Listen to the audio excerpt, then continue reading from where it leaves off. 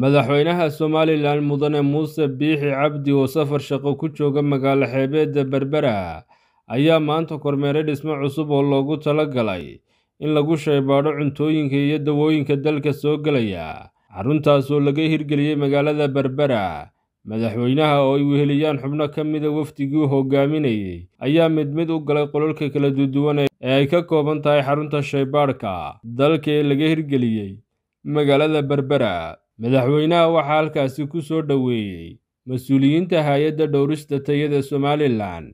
Kormeerkan dhismayaasha cusub oo loogu talagalay shaybaadhka ayaa laga maalgeliyay cashuurta dalka. Ugu horreynba madaxweynaha waxaa warbixin ka siiyey guddoomiyaha hay'adda dhowrista tayada Somaliland mudane Muuse Xasan Yuusuf. Guddoomiyaha ayaa sharaxay dhismayaashan cusub iyo sida ay meesha uga saarayaan baahidii shaybaadhka ee dalka, isagoo madaxweynaha iyo wasiirka wasaaradda maaliyadda uga mahadnaqay sida xilkasnimada leh ee ay ugu hagar baxeen dhismahan iyo shaybaadhkan casriga ah. madaxweyne iyo wafdigaad hogaaminaysaan waxaan idinku soo dhaweynaynaa farxad weyn bay noo tahay inaan idinku soo dhaweyno dhismihii iyo shaqadii laabka hubinta tayada dawada iyo cuntada oo soconaysa. farxad weyn bay noo tahay mudane madaxweyne. sanad iyo waxoogaa bay ahayd markii halkan iyadoo maran aad noo dhagax dhigtay. waa ilaahay mahadii. waxaa laga maalgeliyey miisaaniyadda qaranka dhismayaashaas oo ka kooban 5 qaybood. qaybtan iminka aynu joogno waa qaybtii maamulka ama administrationka oo ay ku jiraan howlkii shirarka iyo xafiisyadii oo 11 xafiis ka kooban. labada qaybood ee inagu xigaana waxay noqonayaan labadii shaybaadh lagu baarayay, midna cuntada iyo cabitaanka iyo wixii la halmaala, midna dawada iyo cosmeticska iyo wixii la halmaala. qaybta dambana waxa weeye 3 guri oo loogu talagalay shaqaalaha ka shaqeynaya laabka ee seniorka ah iyo shaqaalaha aynu muddada yar kooban u qaadanayno ee khubarada ah ee ajnabiga ah. waxaan ugu talagalay laabkan inuu shaqeyso heer standard caalami ah, maadaama ay go'aan ka gaarayso arrimo masiiri ah oo qofkii bini'aadamka ay wuxuu quudinayay aynu go'aan ka gaarayno. mudane madaxweyne aad iyo aad baanu kaaga mahad celinaynaa maalintii halkan aynu taagnaynay madhnayd ee noo dhagax dhigtay iyo dhiirigelinta. waxaan kaloo aanu aad ugu mahad celinaynaa wasiirka maaliyadda oo muddaba markay ka soo wareegtona weydiiyey qalabkii halkuu soo maraya. annaga waxay noo tahay dhiirigelin ka tiim ahaan. waanu ku mahadsan yahay. qalabkii cuntadu siduu u dhammaystiran yahay wuxuu noo yaallaa xaruntayada Hargeysa. hadda xaalkii u dambeeyay baa halkan ka socda oo ACyadii baa lagu rakibayaa. generatoradiina wiigan bay soo xidhan ay imanayaan haddii ilaahay ka dhigo. qalabka cuntada waanu sii rakibaynaa. qalabkii dawada oo markii hore dib inooga dhacay oo hay'addii inaga bixinaysa ay tiri covid-kii baa saameeyey. waxaa ilaahay mahadiisa in dadaal badan iyo dhiirigelin madaxweynaha aanu ka helnay iyo wasiirka maaliyadda in qalabkaasna uu qaranku dirsaday. wasiirka wasaaradda maaliyadda Dr. Sacad Cali Shir oo isna halkaasi ka hadlay ayaa sheegay in dhismahan casriga ah iyo agabkan lagu qalabeeyeyba laga maalgeliyo cashuurta muwaadiniintu bixiyaan, isagoo intaasi ku daray in dalku uu jeestay wadadii isku filnaanshaha. madaxweyne, dhismahan iyo madashan quruxda badan leh aynu dhex taaganahay waxaynu ka maalgelinay miisaaniyaddeena. waa tusaale waxaynu qabsan karnaa runtii. madaxweyne, mas-uuliyadda ugu horeysa ee dowladdu waxa weeye inay sugto nabadda iyo badqabka muwaadinka.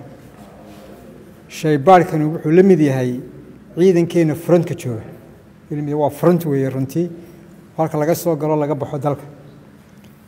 madaxweyne, wuxuu laabkanu kalsooni weyn ina siinayaa in waxyaabahaynu dibadda ka keenno ee cuntada iyo dawada khaasatan u badan oo aad aynu isticmaalno inay yihiin kuwa ku habboon in la qaato. iminka tuhum badan baa jira daawooyinka laynoo keena inaan tayo lahayn iyo cuntada laynoo keena qaar inay dhaceen. halkaynu ku xaqiijinaynaa waa halkan weeye. madaxweyne, wuxuu kaloo laabkanu inaga caawinayaa wixii aynu dhoofinayno. waa shahaadad baynu siinayna waxaynu dhoofinayno inay baya qabaan, inay mataqaanaa bad qabaan oo tayadooda ay sarreyso oo u dhiganto ka caalamka.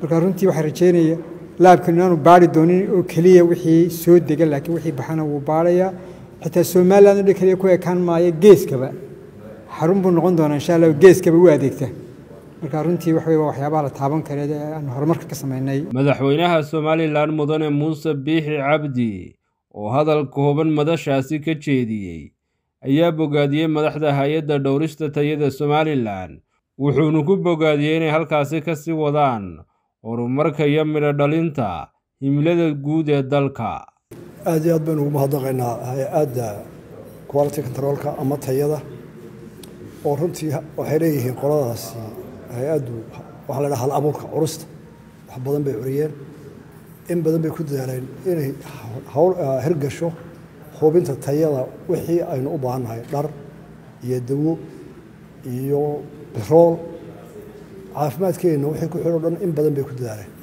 horta waxaan marnaa marxalad bilow ah dal baan dhisaynaa aad iyo aad u kala daadsan dhibaatooyin badan soo maray markaa waxaa abuurmay hay'ado badan iyo meelo badan oo horteen jiray iminka waxaan leenahay shaybaadho badan wasaaradda biyuhu qaar bay haysaa wakaaladu qaar bay hayaa hay-addan gaadiidku ciidda meel bay haysaa iyo tayada ay eegto shidaalkii haamahu la joogaa wuu ka sii horreeyey marka halkana waxay noqonaysaa xarun horta marka hore laga hogaamiyo mustaqbalkana waxaynu gaadhay inaynu u tababarro dad aynu gebigooda centralize garayno waxaas dhan iskeeno kolba tallaabaynu qaadaynaa halkana waxa weye xaruntii laga wadaayey si cilmiyana baarista howlaha qaranka xaruntoodii marka meel kasta ha yaalo iminkana waxaa bay nagu soo kordhay intaasoo mashiin ama baarisoo macalinta lagu baaro oo qaar baa ragtun ku sita qaar baa gawaari saaran qaar baa buuraha yaalla yacni waxa weeye dalkii dee dad bilowa ma ahayn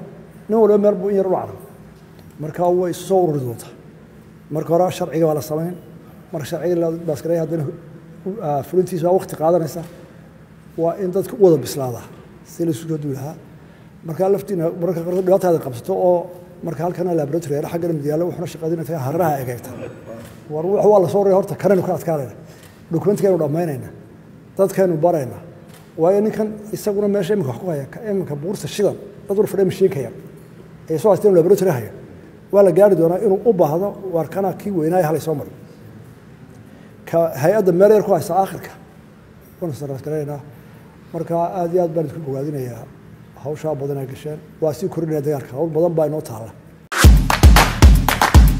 abka Dahab Plus iyo casriyeynta adeegyada shirkadda Dahab Shell Dahab Plus oo kuu fududeynaya isla markaasina kuu koobaya dhammaan baahiyaha adeeg ee e-Dahab Dahabbay iyo adeegyada shirkadda Somtel mar kasta iyo mar kastaba ku isticmaal applicationka Dahab Plus